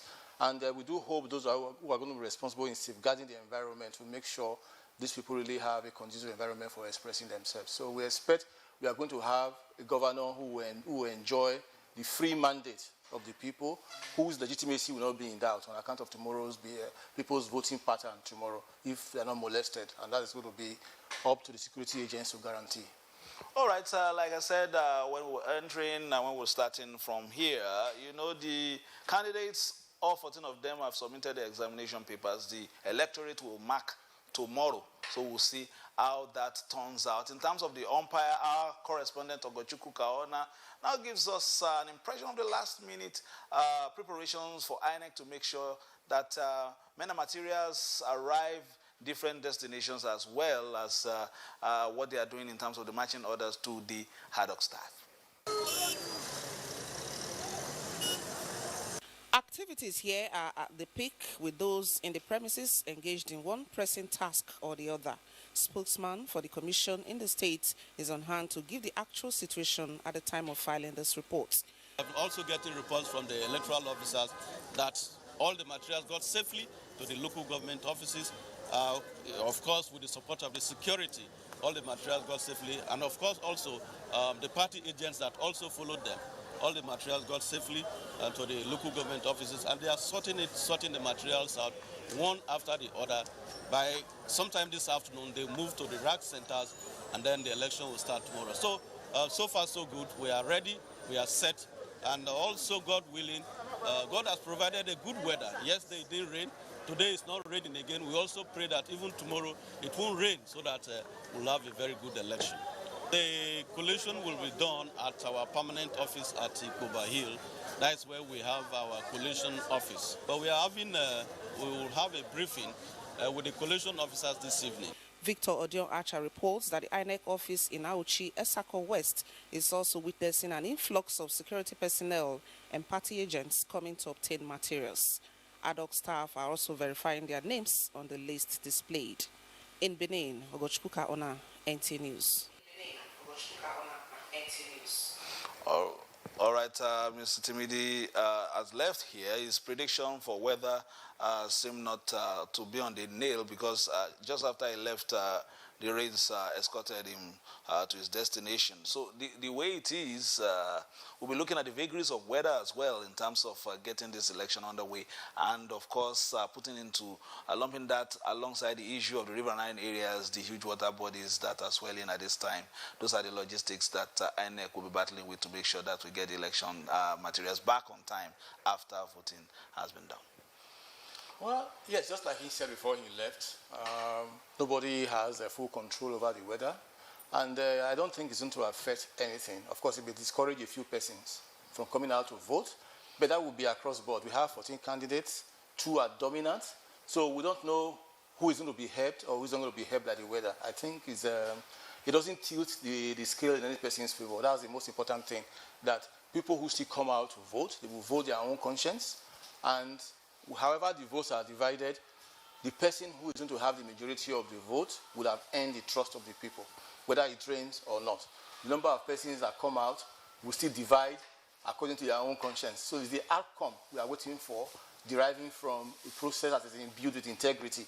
So for as long as we don't have a natural disaster tomorrow, like an earthquake, which is unusual in this place, rainfall, maybe it will rain for about 1 hour or so. Maybe INEC can take that into consideration. Instead of closing the polls at 2:30, they may manage 3:30, assuming it rains for 1 hour tomorrow or for 30 minutes. So I don't think we should fear whatever the weather may do tomorrow.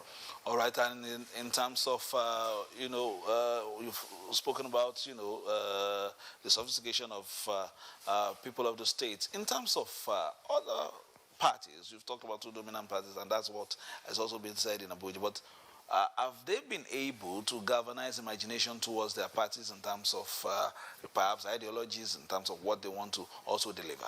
The remaining 12, you mean? 12. Oh, well, yes. You see, that the people who quarrel with giving INEC or any electoral body the power to register, not to register a political party based on electoral performance, they have a point there. Until an election is done, you wouldn't know what surprises any party can spring. And it's an opportunity for any of those 12 to introduce itself. So tomorrow, let's see whatever we have done. Is the outcome of tomorrow's election that will tell us which of the remaining 12 parties wants to be recognized, wants to come closer to the fore, and so on. But today, based on our history, we have 2 dominant parties for tomorrow. But any of them can spring a surprise tomorrow based on the kind of prowess they are able to demonstrate, based on how extensive their mobilization is being. So let's see whether we'll be surprises tomorrow. It's an open feed. In your experience, in terms of the far-flung areas, so we would be expecting to get result back tomorrow, or we will be waiting till the early hours of Sunday? I wouldn't know. But from what people have done in the past, maybe today is Friday, tomorrow is Saturday, latest Monday we should have the results. All right, that's offering from Benin. Of course, we will be opening bright and early tomorrow. We have reporters spread across the state, and you know it is quite a big state, bordering Delta, Kogi, and Ondo State, as far as Sobe, Akoko Edo, of course, Isako, and of course, Auchi, environs, Ilushi, very close to River Niger, Agenebode, and the rest of them. NTA would give you stories from all those areas when votes start and when it closes, and of course the impressions of Edo indigenes in terms of where they want to do, what they want to do and where they want to go. They say they don't want to use their fists, they want to use their thumbs. It's back to Abuja with Musbao Danwa. Fisayo Gofi, thank you very much. We appreciate your contribution and, of course, that of your guest in the studio there. That is actually what everyone is expecting. They should use their thumb to decide who becomes the next democratically elected governor of Edo State. The heart is beating very fast, but we hope it will settle down at the end of the election tomorrow, Saturday. Mr. Dazang, you've listened to what we had in Benin there. People are ready to participate in this process. It looks like your effort to enlighten people has really worked, going by the level of awareness we got from that state. Now, what have you done in the case of arrangements against inducement? Because we mentioned this here earlier on before you came. What are the arrangements you have put in place? We've seen cases whereby some people are strategically placed in the past to induce people and ensure that they influence the outcome of election. What has INEC done in this regard? Well, we've been worried by the challenge of inducement and what is known in the electoral parlance as vote buying. Yeah. And based on this concern, we have had to co-opt the EFCC and the ICPC to bring in their expertise in apprehending persons who perpetrate this. We believe that if vote buying is allowed to continue with impunity, it is going to affect the quality of our elections. The outcome is not likely then to reflect the true wishes of the people. And for us also, by the time you allow someone to induce you into voting for him, first of all, it means that you cannot hold him to account. He will carry on as if he has already taken care of you, and therefore he can do whatever he does willfully and with abandon. And we fear for this because it means that at the end of the day, good governance will not be delivered and people will not benefit from the dividends of good governance.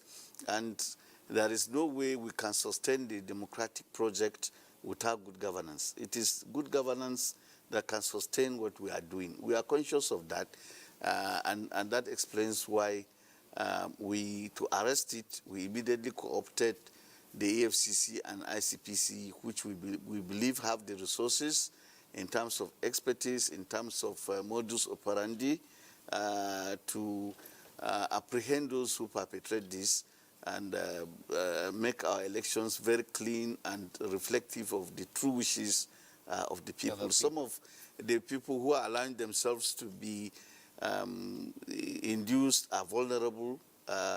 Most of them are poor, and some of them are doing it also out of ignorance. I recall that in 2011, some women were interviewed in Jigawa.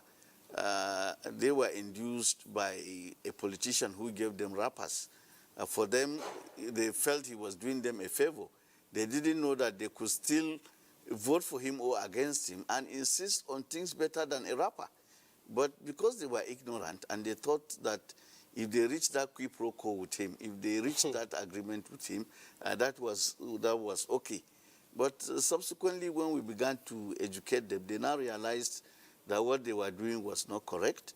And so you have to address those things also that compel or force people to be induced in the first instance. And that means educating people about the power of their vote and then using that power and using it wisely in such a manner as to vote for candidates that are credible and that are likely to deliver the dividends of democracy at the end of the day. So we need to continue to educate the citizenry and the media, not just the commission, the media, members of civil society, intellectuals, and so on, have a role to play in this. We've always said that the electoral process, even though INEC drives it, is beyond INEC as an institution. It is something that calls for collective effort, and if each stakeholder plays his role, at the end of the day, we have a democracy that people will be proud of. But for now, it is work in progress. We have a lot of work to do, and we need to really educate people to understand that the way to go is not to allow yourself to be induced and to be induced with a pittance when you look at how much they are being given. And also, we hope that the institutions who have co-opted into the process, the EFCC, the ICPC, which are anti-corruption agencies, will live up to their billing and make a few examples, and I think that will send a message. Right, a few example. That's exactly where I was going to. It's good that you are having this collaboration with the anti-corruption agencies to make sure that we curtail all of these. But experts, commentators have come out to say we're having this compromise, this electoral violence and all sorts of malpractices continued in our processes because we have not had any case of to serve as deterrent. People continue to perpetrate all of this, and nobody has been prosecuted. We've been having arrests. So what's going to be the new case in this correct. situation? Where there is crime, to have deterrence, there must be punishment. And since 2007, when we began to notice some of these excesses, this impunity being visited by unscrupulous politicians, the Commission had been clarion. It had been loud in canvassing for another commission that would deal with electoral offenses, because we felt as far back as 2007, after the 1999 elections, 2003 elections, that the Commission was being overburdened, and there was the need to unbundle it by taking certain things off it. Secondly, we also recognize that even though we had very competent staff in some areas, we still fell short in terms of dealing with some of these challenges, because we don't have the kind of resources in place to squarely, rise up to these challenges. So we have always canvassed that a separate commission be set up for electoral offenses. And we believe that by the time you begin to set one or two examples, people will really turn a new leaf, and the electoral process will be the better for it. So we need your support. We have engaged severally with the National Assembly to bring this about. It has not worked. We have enlisted the support of other stakeholders, particularly members of civil society who have also engaged with the National Assembly severally to bring about the creation of this commission. And also the executive branch. We have engaged with them, and we hope that in due course they will do something about it, so that we have some respite in that area and the commission can focus on organizing and conducting elections. Right, thank you so much, Mr. Dezang. Dr. Abdulrahman, you've just listened to what Mr. Dezang said about what they intend to do and to make sure that we have a close to what we've been having in the past to change this, all of these stories that we've been having. It's so sad that as of today, we still speak of all of this in our democracy, but we can't do without having some of these skirmishes sometimes. We hope that it is corrected. Now, INEC has made recommendations to the National Assembly that is expected to come in the amendments of Electoral Act. How do you see these contributing to putting an end to electoral malpractices and even electoral violence? Well, it is because most of the recommendations will stop malpractices and rigging that they were made in the first place. But what has been happening is INEC patriotic move has not been matched by the required patriotism of the members of the National Assembly. Don't forget the fact that most of the time, the legislators will not amend the Constitution or the Electoral Act until it is close to the election. In most of the times, they usually do this to gauge the mood of the nation, their constituency, to see the kind of amendment they can infuse in those electoral guidelines in such a way that it will favor their ambition. So sometimes it is their personal interests that usually weigh against the interests of the public that INEC is trying to protect. We've talked on this severally with Mr. Desan. This is not the first time we are meeting. We'll be talking about what needed to change in INEC. And that is why I said INEC possesses one unique thing, which is the capacity to solve problems. They identify problems before elections, they fix them. During election, they collect information. After election, they do a post-mortem and they improve the process. Now, some of this improvement cannot come by way of pronouncement. It's not issue of voter education. It's not issue of INEC writing new guidelines. It's not about amending existing guidelines by INEC. We're talking about amendment to national guidelines. That's supposed to come from the most powerful arm of government, which is the legislature, that's supposed to make laws and equally find out how these laws are being implemented. Because their functions are basically two. One is lawmaking. The other one is oversight function. And this oversight function is to unravel what is happening to the laws that are being made. How far are they being implemented? So in terms of solving the problem of prosecution, because that is the only thing that is lacking now. And people feel that we can do anything and get away and nothing will happen. And so but somebody is willing to lead the process, lead the talks, go disrupt election, and then nothing is done. Even if the person is arrested, after a while, the person is released, and then the person feels that nothing will happen. The only problem with that is most of the parties, none is not planning to do the same thing. Because if both parties or all the parties are planning to do the same thing, to rig election, to disrupt the process, then you cannot really hold any party accountable. So up to this moment, and I continue to hammer on this, the politicians as well as the political parties have not even convinced themselves that they will not do what we are saying they should not do. They are going to do it. Certainly they are going to do it. And again, they are not even willing to see that the process is improved in such a way that it will stop them from what they are doing. So whatever we do, and that is why when people blame INEC, I laugh.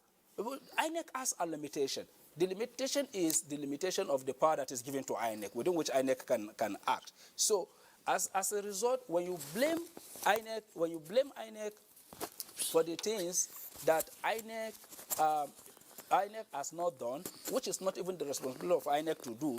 For instance, people are now saying INEC does not even prosecute people.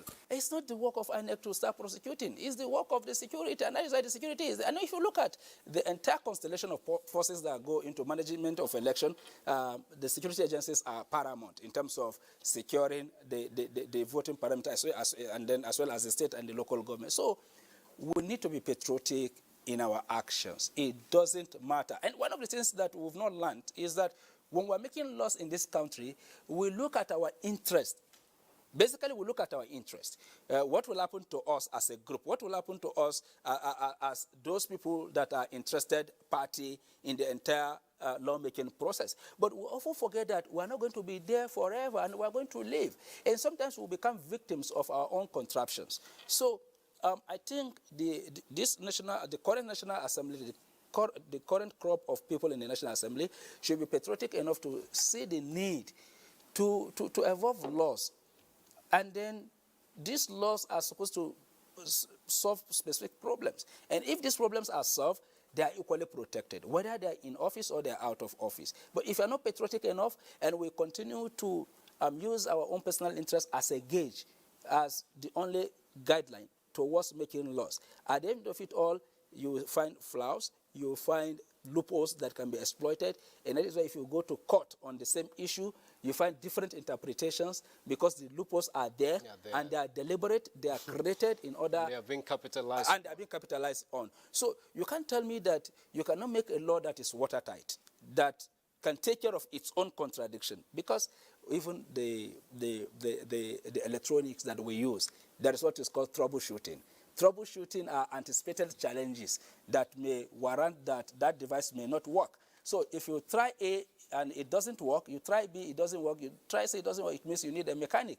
So no law cannot be subjected to internal tests that would point to the contradiction that exists. But all of these are creatively created in order, and that is why whatever you are doing, they will tell you we should go to the court. It's not because they believe in the court, but because they believe that there are loopholes that can be exploited to undermine the process, and then they get the result they want. And after that, they attribute it to God. So we cannot continue to proceed as a country in this very particular fashion that will create laws that are antagonistic to itself and that can lead to outcomes other than what is envisaged from making the law. All right, thank you very much, Dr. Abu Hamisu. And while you were talking, we've allowed the Director of Voter Education and Publicity of INEC, Mr. Nick Dazang, to take his leave. And he has been replaced on the same seat by Andy